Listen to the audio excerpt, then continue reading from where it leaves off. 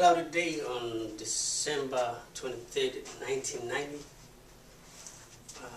Like a normal day, I went to school. About morning break, we had like a thunder, and we thought it was about to rain. About noon, my parents come, and everybody's parents come together. That's when I realized that there's something wrong. And the teacher came and told us that the thunder we were hearing is not a thunder, was artillery. That day, my whole world has changed. The civil war in Somalia erupted on that day. And most of us, we thought probably will take a day or two, and this thing will be over. But it took 21 years from the day it erupted. That was 1990, and up to today, it's been 21 years, and it's not over yet. To understand what caused the civil war in Somalia, I would like to give you a brief introduction of the country's history. Somalia is situated in the Horn of Africa. Its shape is like 7.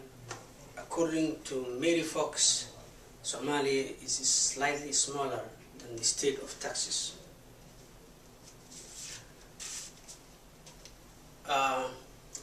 According to CIA, the population of Somalia is about 9.9 million. 85% Somalis, 15% is Bantu and Arabs. Somalia is divided into clans. Clans, I mean like families, like tribalism. And Somalis is more loyal to his clan rather than the country itself.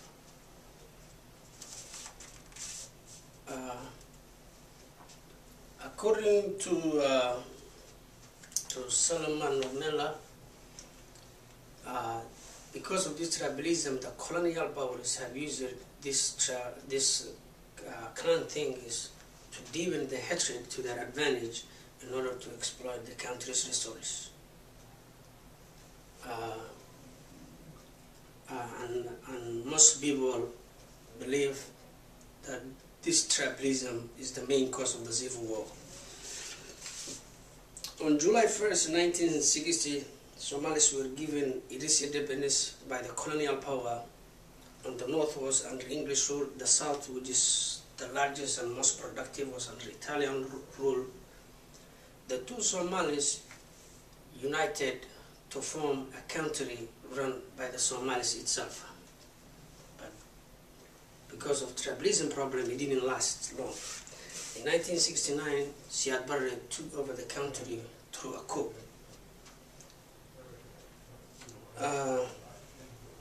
According to Christina Wobreski, Siad Barre promised the first years of his administration that he will eliminate nepotism and tribalism in the government. But contrary to his promises, key positions in the government were his close relatives. His uncle was head of Supreme Revolutionary Council. His son-in-law was the National Security, and his son was Defense Secretary, and his wife was the head of all foreign affairs, and his cousin was Financial Minister. And this is what ultimately destroyed Somalia.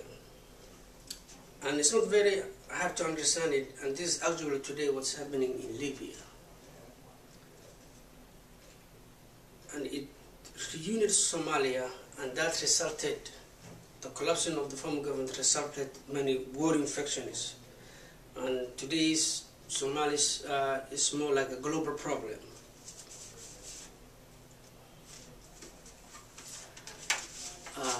My recollection of Somalia is composed of both good and bad. Good times was when I used to play with my family, my brothers and sisters in the beach, because Somalia has the second longest beach in Africa. Those were good times.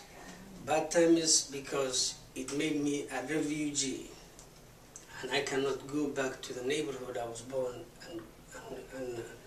and grew up, you know, because there's no neighborhood right now. I can never say this is the place I used to play soccer as a kid. And on my conclusion, war will always exist as the warrior enjoys the benefit it comes with it.